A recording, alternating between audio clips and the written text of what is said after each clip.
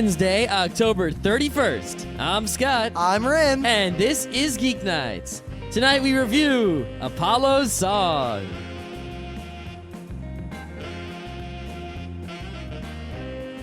Let's do this. So I'm driving home from the train station to the house, and the traffic's going a little slow, and then I remember, all right, trick-or-treating type people. Oh snap, Halloween. Yep. So I see, some costumes, like, I think there was a cat, a little girl dressed as a witch, some girl wearing something, I don't even know, right? And then I see this guy dressed up as the Tin Man, from Wizard of Oz. But he's got two friends that aren't dressed up at all. And I'm like, what the hell's up with that? They're not dressed up as anything. I'm like, how does that work? And is only one guy getting candy? The other two guys are just coming with him to make fun of him? Because there's a lot of those punk kids who'll just show up at your house, not dressed up, and say trick or treat. Yeah, and I'll say, yeah, trick. See ya. Yeah, of course, knowing kids these days, they'll probably just burn down the house. Maybe, but, they look like three just average punk kids, and only one was dressed up as the Tin Man, and the others were nothing and nothing, and I was like, what the hell's going on? Then I got closer, and I realized their costume was much more clever than I had anticipated from afar in my car. Oh, really? Yes. What was it, like the living statue from Hot Fuzz and some hoodies? No. Living statue from Hot Fuzz looks nothing like the Tin Man. I don't know. Tin Man is just... Gold man with the top he wasn't with the stovepipe gold hat. at all. The Tin Man is not gold. He's tin. I know, but close enough. Not even close. Especially in the fading light as you're driving home. Maybe with your eyesight. Yeah, anyway. Anyway, he was not dressed up as a Tin Man. He was dressed up as a keg. And his two friends were dressed up as college party dudes. I see what they did there. It's still a cop-out. It is a cop-out. But I am a fan of the cop-out costume. Because, think about it, right? There are a million costumes out there that you can do that don't actually require any sort of out-of-the-ordinary clothing. For example, dress up as your favorite character from your favorite live-action TV sitcom. You're wearing normal clothes most of the time. Those costumes suck. Dress up I could go shave right now, put on blue jeans, a white t-shirt, and put my coat back on, and it'd be like, hey, I'm the Fonz. Just don't have to do anything. And I like those kind of costumes because it's like, yeah, no one's respecting the people who don't have weird character design. But that's only one step away from just saying, I'm dressed up as a serial killer. They look just like you and me. Ooh, that's a good one. I like that. That's stolen from the Addams Family. I didn't know that. Never saw that movie? I did. I just don't remember that joke. Ah. All right. Did you ever see the second Addams Family where they're at summer camp? No. Yeah, don't. Okay. It can't be as bad as Ernest Rides Again. I never saw Ernest Rides Again. I saw Ernest Goes to Jail and Ernest Goes to Camp? Ernest Christmas. No, Ernest Goes to Camp. I might have seen Ernest Goes to Camp. If I did, I don't remember. That's the Ernest movie. All right. If there's any Ernest movie to see, it's that one. None of them. Okay. But yeah. Anyway, it is indeed Halloween today as we record this and as we release this, even though if not as you listen, which means, if you did not know... It's a day in America where kids dress up in costumes and go around stealing candy from unsuspecting people. Oh, I guess foreigners might need to know that, some of you. Yeah. But, the first episode of Geeknights that was not a beta alpha episode, the first actual episode that we put on public places for people to listen to was put out on Halloween in 2005. Yeah, even though actually the first episode was uploaded on November 1st for November 1st. Yep. And then a week later, I was going through audio stuff and I realized that the episode we'd done on the 31st, because remember, we podcasted just for ourselves for a while to make sure we could do this and that it wouldn't be stupid. I listened to it, and we said something funny, and I thought, you know what? I think this is good enough, so I retroactively put it up. So, whenever you want, Season 3 of Geeknights has or will soon begin. Also, I noticed I did a count of, according to our WordPress, I did a count, and then you followed up later because you were dubious. Yeah, I used the SQLs, and I looked in the database, and I counted the number of database entries for episodes that are in the podcast category. And I just looked in the WordPress at the number of episodes in the podcast category. There are either 399 or 400. So depending also on your particular taste, this or maybe the next or the previous episode of Geeknights is the 400th episode. Wow, we've done, give or take, about 400 hours of podcasting. So we're doing about 200 episodes a year because we've done 2 years and we've done 400 episodes. Seems to work out that way. Yep. So in 50 weeks, 4 episodes, 200. Now, I think we originally had a bunch of plans for season 3 that you probably wouldn't have liked, but we're kind of putting those on hold because everything's going great. Yeah, and we missed, let's see. So we're missing about 8 podcasts a year we miss.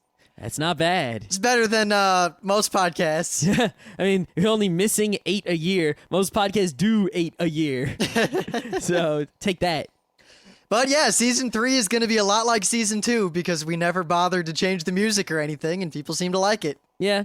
I mean, maybe we'll change things, but that'll mostly come, Season 4, obviously. Yeah, we'll change the show if things outside of the show change, like if we get stupidly popular, new websites, as stuff, we're just going to keep trying to move forward as much as we can. And stuff will change organically as opposed to arbitrarily changing because the season changes. Even though I kind of like the idea. Originally, the plan was that every season we were going to change the opener and the closer and the thing of the day music. Oh, yeah, didn't we say like a few months ago that we were going to start only doing 2 episodes a week? Well, no, I don't think we actually said that. But our plan a while ago was to give ourselves a breather and to, I guess, prove to some naysayers that the show would be 10 times better if we had the time to just do it and not have to do it every night. We thought, well, every other week, like one week will be Monday, Wednesday, the next will be Tuesday, Thursday, and the next will be Monday, Wednesday again. And we might do that someday if we need a break or if we're working on stuff, but we're not going to do that now because we're on a roll here. Yeah, I don't need to do that right this second. I guess a few months ago I felt like doing it, and I said, "Oh, I'll do it later." And then now it's later, and I don't feel like doing it. So plus, after those questions episode, we've got a good week and a half of extra content if we need it. Yeah, we do. That the questions episodes I think are what we needed. I think if we didn't do those, we would have needed to do some 2-day-a-week business for at least a while. All right, so it's a Wednesday episode. We were thinking about doing scary anime or something, but we didn't. Well, we realized, looking at what anime is out there that would be considered horror, either by the Japanese or by the Americans, and by either accounting, there aren't that many. Mm-hmm. Also, we haven't, I guess I could talk about Take the X Train, because that was scary, but not in a... It wasn't scary. It was scary in the sense that someone, somewhere, wrote that and convinced someone else to pay the money to have it animated. And then someone else convinced us at the RIT Anime Club that it would be a good idea to show that to other people. By that account, then MD Geist is the second scariest anime ever. MD Geist is the second everything ever. Not the second best anything. I think it's the second best worst podcast anime ever. Perhaps. No, Okay. Take the X Train is bad. Don't watch it. But there's not a lot of horror, and things that were called horror didn't work so well or didn't really fit. Or Vampire Hunter D is not horror. It just happens to have a vampire in it. Yep. All right. So we're just gonna do a normal episode for you, because whatever. There's nothing real. What are we gonna talk about that's scary? We got nothing. Boo! Oh no. We're not really scared by anything either. So even the movie that scares you the most in your whole life, I watch it and I'm just like, whatever. Well, that's because you're a sad, godless couch fuck. Uh-huh. That word's been coming back into our lives. So I was more scared of scary things when I was a kid who hadn't yet watched scary things. And I was like I was afraid to watch Alien because I heard it was so scary and it looked scary when I saw pictures of it. And I saw the box in the store and the box in the store was scary. Then when I actually watched it, I was like, all right, nothing's scary anymore.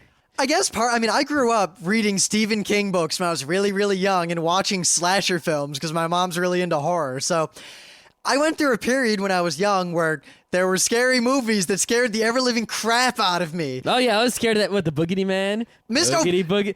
That's the worst because that fits into anime. You know, a lot of people say that when they were young and they watched Project A-ko, they didn't get that it was a comedy and they kind of took it at face value. Yep. When I was a kid and I saw Mr. Boogity... That was scary. I took it at face value. I took it at face value when I was a kid. I was scared. I was so scared. But I watched it a few years ago, and you know what? Beetlejuice, too. Beetlejuice didn't scare me as a kid. But it was scary. I didn't realize it was a comedy. I thought it was just sort of a freaky movie. It was scary, especially as a kid. Some of it. Yeah, not as scary as Mr. Boogity, which really... Mr. Boogity really scared me. Even the sequel bothered me. Now, remember, we're talking like elementary school, like kindergarten action here. Yeah. Right? When I was in middle school, Mr. Boogity was no longer the bane of my existence. But I do find it interesting how we can see some, like, there are things that you expect to be taken on one level, but through the eyes of a child, in the case of Mr. Boogedy, goddamn, or through the eyes of just someone who doesn't know about anime, in the case of Project A-ko, you can almost take it in this innocent level that's totally different from what I guess an experienced watcher would get. Yep. All right, let's just get on with news and stuff. Well, there is something scary on the internet, and that is the collective output of all the webcomic people out there. Now, I don't mean the webcomics, and I don't mean the good webcomics. I just mean kind of the blogosphere equivalent of webcomic people. So you mean pretty much every webcomic guy out there combined, like the not any individual webcomic person, even though some of them would count, but the collective sum of like the vocal webcomic sort of community. Yeah, I'd even go one step further and say that this is the average webcomicer if you don't include, I guess, the webcomic artists that are big and famous and popular. The big players like Penny Arcade and PvP and such. Yeah, even some smaller ones that are like friends of ours did are pretty just. The average webcomic is about as good as the average blog. That's just because that's the way it is.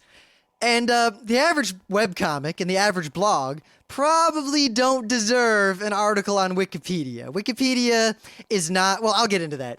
The story here is that supposedly a bunch of webcomic artists are all in a tizzy, in an uproar, because Wikipedia had the sheer audacity to delete the completely fanciful and entirely non-useful articles that they had written about themselves. Well, I think the problem here, the main point of contention is Wikipedia's notoriety policy, which they're basically saying, you know, there's some people out there who say Wikipedia shouldn't have a notoriety policy. Let anyone make an article about anything, no matter how insignificant, and then we'll eventually have articles about everything. Well, the thing is, the notoriety policy actually does something very specific, because everyone involved in this stupid argument forgets one thing.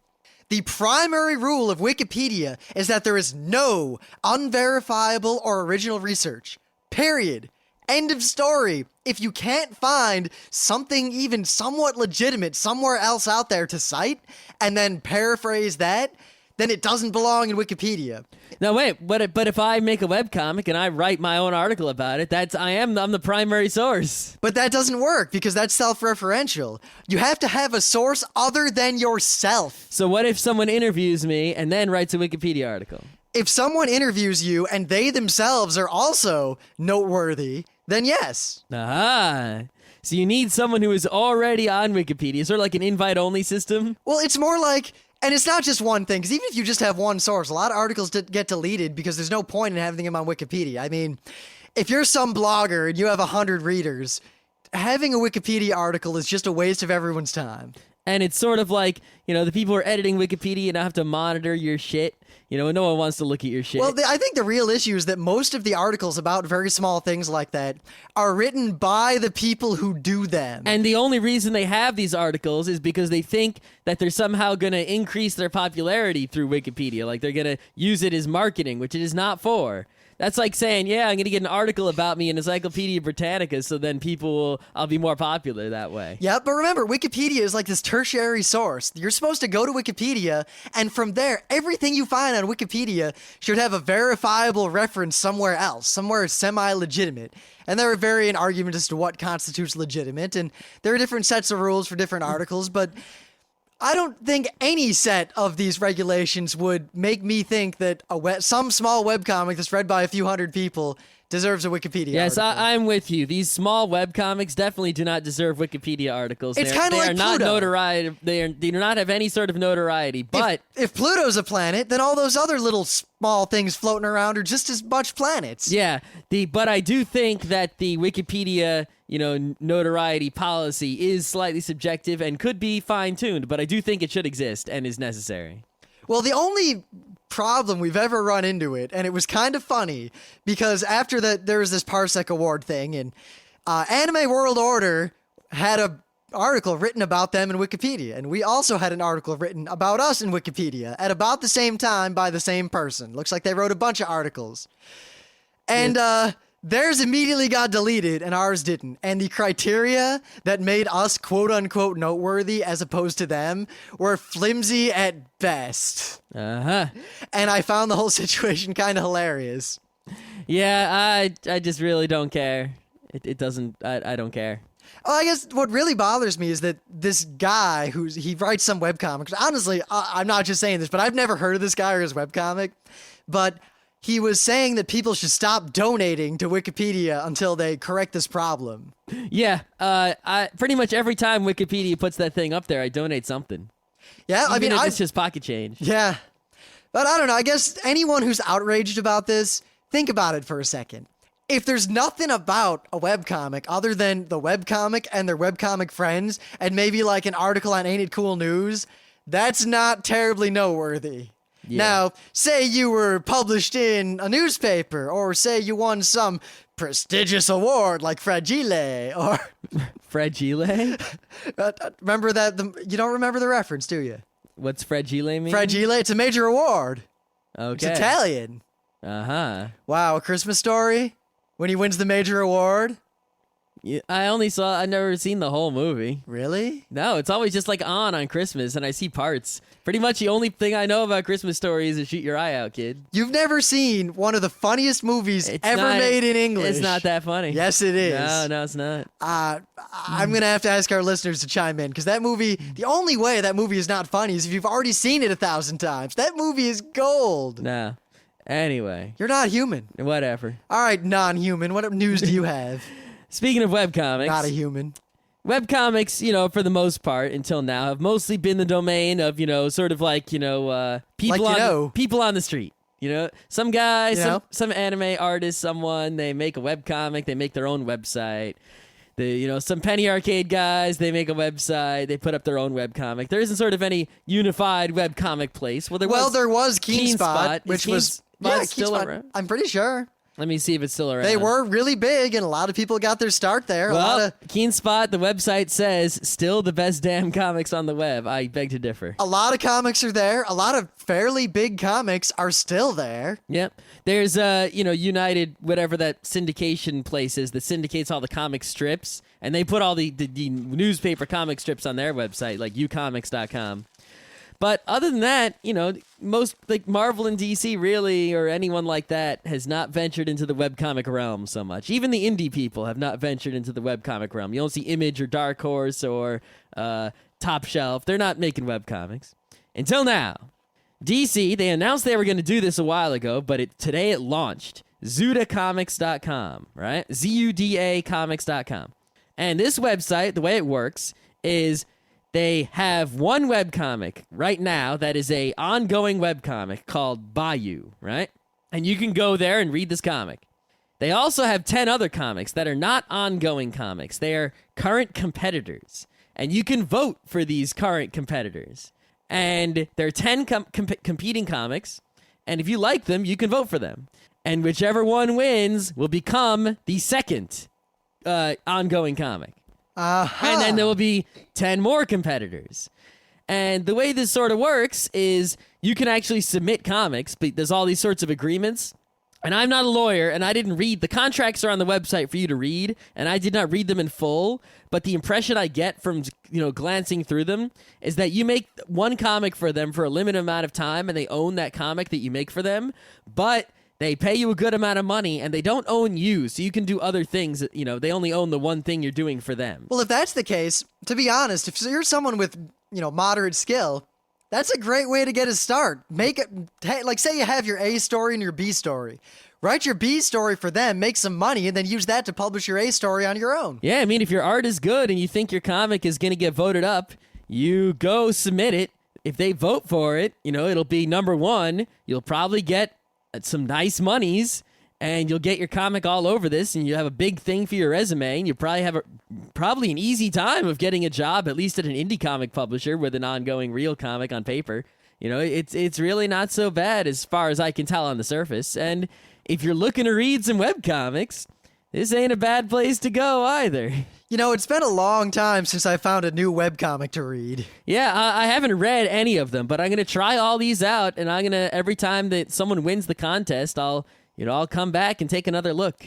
Because seriously, Wondermark is the latest comic we found, and that was a while ago. Yep. So yeah, if you're looking for webcomics, ZUDAcomics.com. It's actually run by DC, even though the DC logo is not anywhere on the web. Oh, it says DC Comics in the bottom right. I guess the real question is, Are they Wikipedia worthy? I think that Zuda Comics itself might be Wikipedia worthy, but I do not know about any of the individual comics on Zuda Comics.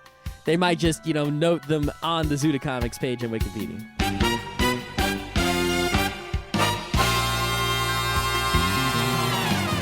Things of the day.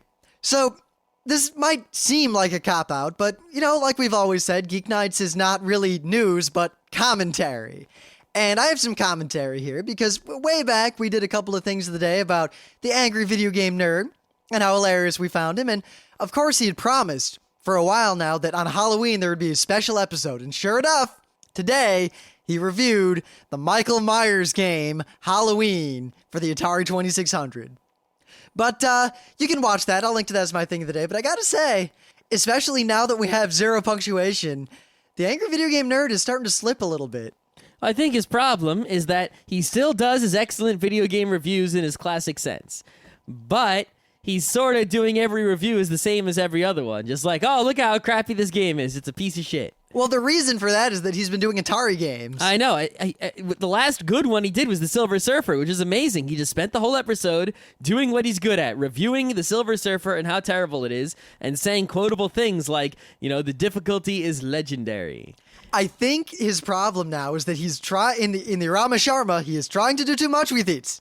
When you try to do too much with it, I get the point. He is trying to do too much with it. You are correct. Because much like the previous one, half the video was just some sort of live action, moderately funny video, and the other half of it was the hilarious him reviewing these games. Yes, but he reviewed 3 games in the latest one, right? In addition to the corny live action bit. I think the problem is with Atari games, there isn't more than about 35, 40 seconds worth of review, no matter how in-depth you go. Yep.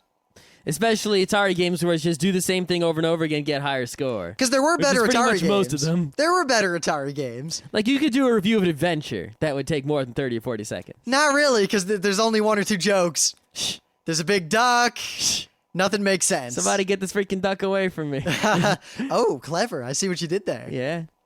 But, I don't know. I feel like he's slipping, and I think his main strength was that he used to do NES games or, Sega games that had all this nostalgia.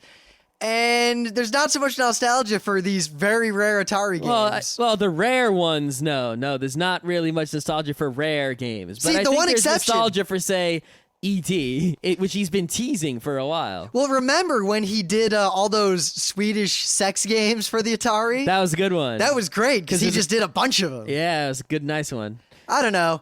If he doesn't get back to where he is, I think the zero punctuation is going to be my new thing. Well, I think another thing is the angry video game nerd makes releases sporadically. You can't trust him, But I think the zero punctuation guy, I think he's weekly. I gotta look, but I'm pretty sure he's weekly, and I'm pretty sure he's getting paid money by The Escapist. Oh, he'd better be. I think so. So we should get him on the show. Oh, he's awesome. He might talk too fast, faster than us. I have a filter for that. Yeah, the filter make him talk even faster. Be like that Micro Machines guy. It took me a day after I discovered him to realize he was called Zero Punctuation because he talks so fast. That's kind of like when you came to me one day and you're like, I get it. Beatles, it's spelled with an A like beat. Yeah. Instead of an E like bug. That was I never realized the pun before. But. Right, so what do you got for me? Oh, so, I like to, whenever I meet, get in conversations with, middle-aged or older people much older than myself, especially... Like Scott Johnson. No, especially at nerd conventions, I try to question them out to ask what, geekiness was like in the olden days. And it always, comics is one of the older geekeries, and... I always end up asking them what kind of comics they read. And without exception, they all read Uncle Scrooge. Every last one of them. As we learned from our foreign listeners when we asked about comics, Uncle Scrooge is pretty much the best and most popular comic in the world. Uncle Scrooge, Donald Duck, all that stuff. I mean, freaking, I think in Northern Europe, in general, Sweden, Norway, etc. Oh, you mean the concentrated cool part of the world? Yeah. As far as I can tell, in that part of the world, more people subscribe to Donald Duck and Uncle Scrooge comics than subscribe to the newspaper. So, regardless, Uncle Scrooge is awesome. If you have not read an Uncle Scrooge comic, well, first of all, if you liked DuckTales, DuckTales was incredibly faithful to Uncle Scrooge comics. So, if you like that, you'll like Uncle Scrooge comics. You should go buy some. You should also watch Tailspin, but that's beside the point. Yeah, all Disney Afternoon was sort of the same deal. If you like one, you like them all, you know? And I recommend you get this book called The Life and Times of Scrooge McDuck by Don Rosa. You can get that book, and if you like it, you should get The Life and Times of Scrooge McDuck Companion by Don Rosa. And there's also, I have 2 volumes of Carl Barks' Greatest DuckTales stories, which is the original comics the DuckTales episodes are based on. And those are also awesome because that's what Don Rosa based his thing off. And regardless, read Uncle Scrooge comics. They're awesome. All right, So what's my thing of the day, I was about to ask. Yeah. My thing of the day is this guy from Northern Europe, no less, who made a scale model of the money bin as laid out in the comics, down to the finest detail. It's pretty impressive. I mean, you've seen models that impress. You know, you see someone make a really cool Gundam, or someone makes like, you know, a 6-foot-tall Gundam or something like that, or some garage kit that just blows you away. And there's all kinds of, you know, some guy makes a Death Star model that's way cool. This is one of the coolest models I ever seen. This is hot shit, and it all comes apart, and it's perfect in every way. It's pretty much here. This is the money bin, only smaller than the real money bin, but it's exactly right. Well, you know, for all we know, Scrooge McDuck is just, you know, 1.5 inches tall. It could be. And that whole world. The model being in Northern Europe is not too far from Scotland. But I don't think Kaboom! But I don't think Duckburg is actually in Scotland. It is actually, you know, in the United States somewhere, but whatever. Right. So, we were inspired to do this partly because I finished the comic, but also because some friend podcasters reviewed it not too long ago, and I kind of think that they missed the point of this entire manga. Oh, Rim's doing a challenging I think review. I am doing a challenging thing. I think that someone out there who reviewed Apollo's Song by Osamu Tezuka not too long ago missed the boat in one critical regard, in that being loveless people, they decided that it was about how horrible love is. And I really have to take issue with that. Yeah. First of all, I want to say another reason we're reviewing this right now is because Moo, MW, you know, Moo, by Osamu Tezuka is just become available from Vertical Comics, which is Vertical Inc., which is the same people who published this Apollo Song volume. You should probably buy that. You should probably buy that. My copy should be coming in the mail in a week or so. And they also just announced that they have licensed for America all of the Blackjack manga, which is, you should buy that also.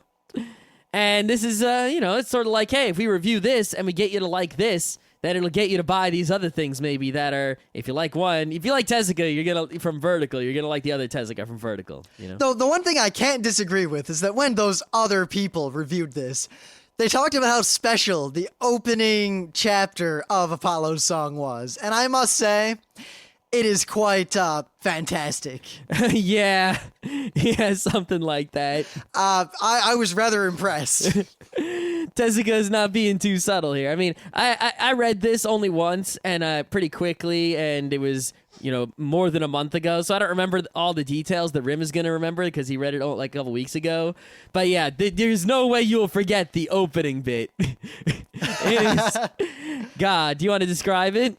Well, imagine if you took the battle for dominance that sperm undergo when they're fighting their way toward an egg in order to fertilize it, and you anthropomorphize that. And you replace the semen with cavemen. Well, hence anthropomorphizing. Well, anthro replies sort of animal, I guess. No, No? you realize that means to make human. Ah, okay, fine. Sure. Whatever what Rim said. It's the same as, say, you talk to your computer. You get mad at your computer, and your computer's mad at you. Computer's not really mad at you. You're just making that up. You're projecting your humanity onto the computer. It's just a cold, lifeless thing. What, are you crazy? Yep. All right. It has no feelings, and the new one is much better. All right, so after that opening bit, which is sort of metaphorical... and very important, I might add. And important... I'll give you the literal what the rest of this is as opposed to the metaphorical, right? So you have this guy, Shogo. And Shogo is not the greatest dude. Basically, he lived a life of, badness. His mom was what, like a dirty whore? Doing all kinds of guys and... It's not really clear if she was a prostitute or simply a loose woman. Either way, she was doing lots of guys who were not his dad. He didn't really have a dad. Well, no, they were all his dad. I mean, that's the bearded dad. That's the fat dad. Yeah, right. Yeah, none of them were his real dad. None of them were like a father to him. He didn't have a father figure in his life in the classic sense.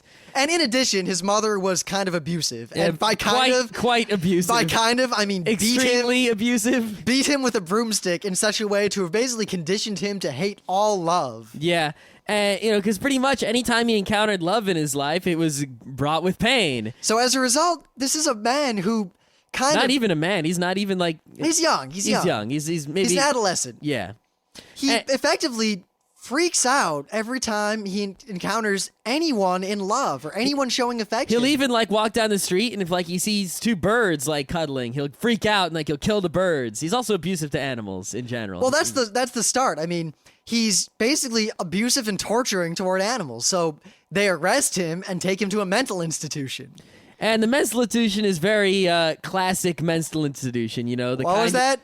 Classic mental institution. Okay. Sort of like One Flew Over the Cuckoo's Nest style. Yeah, I mean, their immediate treatment is, we'll electroshock the hate out of him, which, as we all know, works wonderfully. Oh, it works perfectly every time. Turns nutty people into perfect gentlemen. Now, this is where the comic, I guess, really begins. Because during this electroshock therapy, he has a vision. I have a vision. I have a vision of a manga that's kind of depressing. Perhaps. Basically, he's entreated upon by what I guess you could call a goddess or a god, some sort of deity, a statue, something. And he is told that he is going to be punished for his crimes against love by forevermore repeating the cycle of falling in love with someone or having someone fall in love with him, and then one of the two of them or both of them dying in some horrible way before they can consummate their love or truly be happy. Yep. Now, the structure of the rest of the manga follows directly from that vision he had. Basically, it alternates between the, quote, real world, or the present world, which is the world in which he is Shogo Chikashi, I think his last name is. I don't know, Shogo something. Shogo, and, he's in the mental institution, and where he goes from there immediately without, and it's just direct, right? So every other chapter is him in that, default world.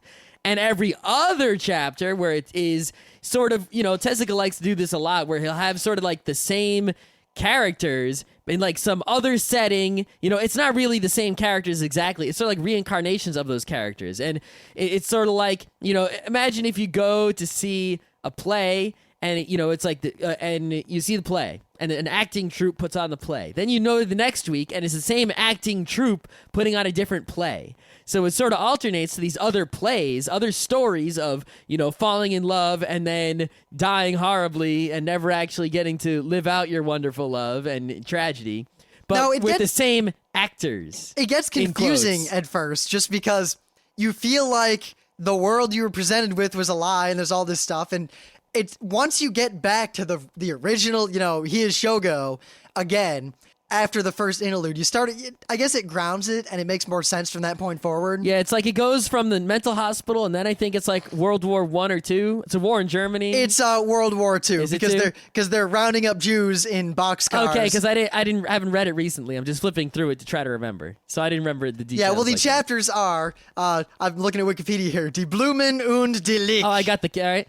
Yeah. Flowers and the Corpse. Shogo has a vision of Nazi-era Germany and, of course, falls in love with one of the girls who was in the boxcar he is transporting, and it ends in tragedy. I wonder what kind of tragedy. And it goes on from there, and I guess what Tezuka was doing is each of these stories, while they might seem out there, and some people remark that maybe he was just kind of using up extra stories that he had to fill this out, and that may have been true, but each one kind of puts forth a situation. It's kind of like a moral dilemma. When you're trying to argue with someone about morals and you always set up what if there was a a car and it was going to go off a cliff, but you could save the people by shoving a fat man in the way, but then the fat man would die.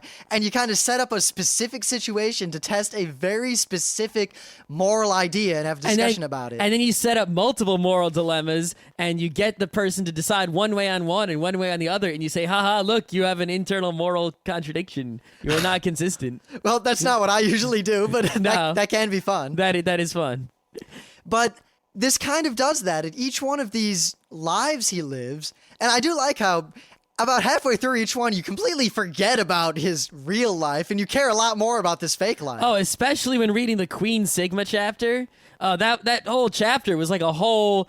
When I was reading that, I kind of forgot it wasn't like a chapter of Phoenix almost. And then I go back and I'm like, oh right, nutty guy in the present. I was very surprised when the Queen Sigma part ends. And then he's back in the real world again. Because Queen Sigma like could have stood on its own as an awesome sort of future manga about love and tragedy. Well, I think they all kind of stand on their own, except for one. I guess the one problem The last is that one, which sort of requires, the one that's two before that and the one that's two before that. Well, I guess that could be counted as one together. Okay, yeah. Now, again, we're avoiding spoilers. I'll say this. If you think we've spoiled anything, seriously, don't worry, because this book, right, is how many freaking pages? 541 pages. this is one of those situations where how they get there and is a lot more important than what they do when they get there. Mm-hmm. And the journey is a lot more than the end. And even if you know how it ends, that's really not going to affect it too much. And I mean, if you understand anything about literature at all, you can see how it's going to end right from the get-go. As soon as that statue says, you're going to fall in love and then have tragedy all the time. And then you read a short story where there's love and tragedy, and you go back to the main story. Then you're another story of love and tragedy. I wonder how the main story is going to end. Well, the thing that really struck me was that I was told by this comic right away that it will always end in tragedy, and yet I never saw it coming. No. Well, Every I think time. the thing is that while it always ended in tragedy, they mix it up. It's not like the same Romeo and Juliet tragedy every time. It's a little different. Sometimes they die this way, or sometimes dead unexpectedly, or, you don't know the timing of it because you have this giant volume in front of you. You don't know where each chapter begins and ends. Well, I think it's also just that I think this is one of Tezuka's brilliances, is that even though it's a foregone conclusion what's going to happen, hope is dangled in front of you, and you always feel like there's a way out. Oh, constantly. I was just No matter how bad it gets, you always think it'll be okay. They'll make it this time. The one thing that carried me through this book is I was always holding on to this hope, no matter which chapter it was, that the insane guy was going to become a good person in the end, and everything was going to be okay, and he was going to be uninsane. Because they he keeps making progress, and he keeps moving forward, and, he sees things, and he doesn't completely change his ways, but he's getting better, and I'm like, at the end he's going to get better. He's going to learn a lesson from all these different things. Well, especially the fact that when he's in these alternate visions, he doesn't have any memory of who he was. And notice that when he doesn't have the memories of his abusive relationship with his mother and his, bad childhood, he is a pretty normal person who he's still himself, it's just without those memories. Yeah, he's kind of an ass. He's not like, Oh, he is an ass, but I think he would have been an ass even if his mother hadn't beaten him with a broomstick repeatedly Probably. and denied him the true knowledge of love. Yeah. But Well, at least as he's written by Tezuka. Yeah, but even then, despite being an ass, he's still... He doesn't have this problem, except in the real world when he has this bad upbringing kind of holding him back. Yep.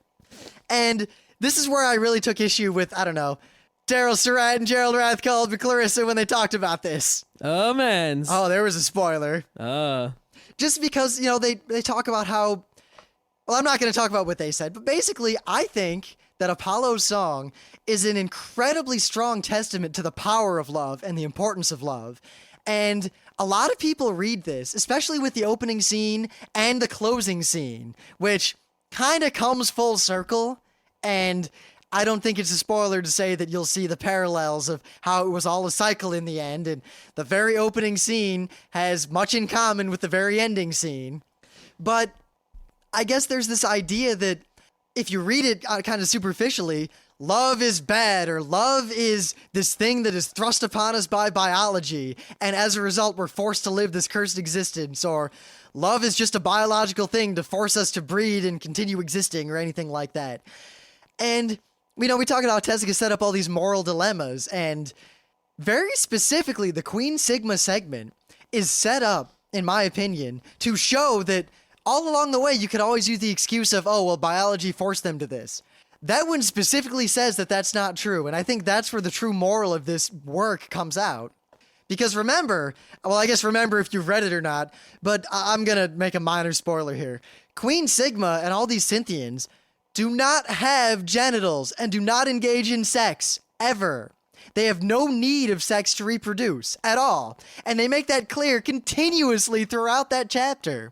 Yep. And yet, love still blooms. Yeah, Queen Sigma's all like crazy in love with this guy, and even though like she can't control herself even, and he's like, get away from me, you crazy bitch. And I guess the real moral of this, I mean, without the Queen Sigma segment, you could easily say that Tezuka's writing was basically saying that love is this horrible biological impulse that leads often to tragedy and that we have no power over. But with that segment and with that one simple thing, that one dilemma set up where it shows that biology is not the only factor, I think what it's saying is that no matter how bad it gets, love always blooms, that love is the most powerful force ever. He even says so much at the end of the book. He says, between man and woman, male and female, without that love, the history of the human race would have ended long ago. And you could say, oh, well, yes, obviously, because without that, they wouldn't have made babies. But there's a lot more to it than that. And I guess you have to really read this work fully and kind of think about it, or else you'll come away with a really superficial understanding of it. Yep. Also, if you read like what Tezuka had to say about it, he was really this was written in a day that was very like student movement kind of times, in Japan mostly, and there was a lot of it's sort of a sex education kind of thing in a way. And I think, from that perspective, Tezuka was trying to say, he wasn't teaching you how to do it this, in the cold scientific way, but he was sort of saying, sex and love should kind of go together. You don't want just sex without the love, or love with and love without the sex is also sort of not so good. Well, I don't know if he's saying that too much. No. I think all he's saying is that love doesn't conquer all, and that love will not allow you by in and of itself to survive or to create or to beat the odds and win. But love is more important than winning. And because that happens every time. All these stories are they say, look at this, love bloomed anyway, and it got snuffed out, but people always held on to love before they held on to anything else. And then without Queen Sigma, that would have been lost on the fact that it goes beyond that and says that love has nothing to do with biology in the long run. Yep. And also, in a way, he's saying, if without love things will end, then if things are still going on, then love must still be there somewhere. So I don't know what else more we can say. I mean, I don't want to spoil how each one of these segments ends, other than the obvious. Yep. We could talk about how it relates to the Legends of Apollo. But that's kind of a very specific thing in the story. Yeah, I almost feel like it'd be out of place. I recommend, though, if you read this, because I didn't know any stories about, the mythology of Apollo before reading this, and it's incredibly relevant. Tezuka knew what he was doing. He called it Apollo Song for a reason. Doesn't it, near the end, pretty much re-relate that one story of Apollo? I think it does. Pretty explicitly. But I didn't know the story of Apollo, so I didn't realize what it was doing. Well, Apollo did many things, but... Yeah, many things. But just go read, on the internet. It should be easy to find stories of, Greek mythology and stuff. Just read, about Apollo. Read like a synopsis. Well, read about Apollo and the laurel. Yeah.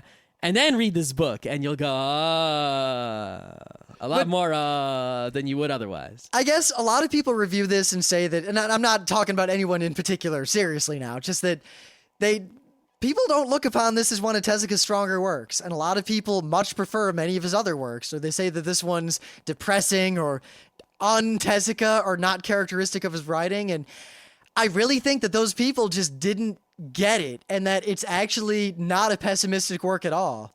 No, this is a terrific work, and if and the other thing is, compared to Tezuka's other works, I actually... while it may not be representative of his greater body of work in many ways, I like it more because it lacks a lot of it doesn't have as many random comedic panels, and it doesn't have, a lot of those other things that Tezuka works have that sort of make them, less serious. Like even Ode to Kirihito, which is the most similar to this one, had a lot of those random silly panels all over the place. Also, Human Tempera. Yeah, Human Tempera. And this had some of that. It's never going to be completely devoid, but it was really lacking. And it was sort of like, you read Phoenix, and there's serious parts and there's not so serious parts. It's like just the serious parts, sort of like in Buddha, which was mostly just serious parts. But this, I think, is the greatest percentage of just seriousness. And because I read those other manga, of Tezuka's mostly for the serious side, and the corny jokes are okay once in a while, but most of the time I ignore them. So this was really up my alley. And if you like the serious side of Tezuka stuff, this is also up your alley. And I guess what I could say is that our opinion that this is an optimistic work and that it is very much in line with what Tezuka tends to write about, and that other people may have misinterpreted it, I could cite countless examples from the work, and so could Scott probably if he thought about it, even though he hasn't read it in a while. But if I just read it again, I'd be like, yeah. The only reason we're not is that I don't want to spoil those things, because those are much closer to the story, and they'd kind of ruin it for you. Yeah. I guess the Queen Sigma, the fact that she doesn't have genitals is probably the strongest piece of evidence, but there's a lot more when her face changes at one point, and that's actually a really powerful scene. Yep. If you've read Brave New World, that chapter will also make a lot of sense more to you than otherwise. Yes, it will. All right, so do we want to say anything else? I don't know. I hope you're all enjoying your Halloween. Sadly, it's more difficult for us to enjoy Halloween now that we're not in a college campus. And also, the fact that tomorrow. Halloween is on a Wednesday. Yep.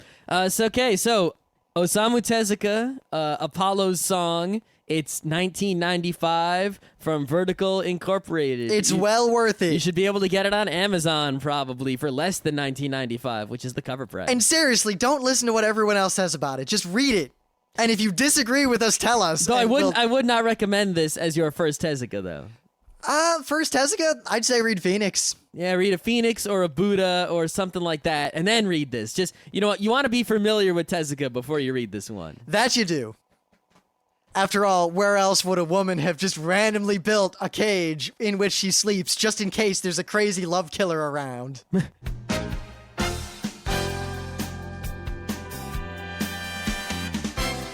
This has been Geeknights with Rim and Scott. Special thanks to DJ Pretzel for the opening music. Be sure to visit our website at www.frontrowcrew.com, where you'll find show notes, links, our awesome forum, a link to our Frapper map, and links to all the RSS feeds. We say feeds plural because Geeknights airs 4 nights a week, covering 4 different brands of geekery. Mondays are science and technology. Tuesdays, we have video games, board games, and RPGs. Wednesdays are anime, manga, comic nights. And Thursdays are the catch-alls for various rants and tomfoolery. You can send us feedback by email to geeknights@frontrowcrew.com. Or you can send audio feedback via Audio. Just click the link that says Send Me an Audio on the right side of our website. If you like what you hear, you can catch the last 100 episodes in iTunes or in your favorite podcatcher. For the complete archives, visit the website, which has everything. Geeknights is distributed under a Creative Commons Attribution Non-Commercial Share-alike 2.5 license. This means you can do whatever you want with it as long as you give us credit, don't make money, and share it in kind. Geeknights is recorded live with no studio and no audience. But unlike those other late shows, it's actually recorded at night.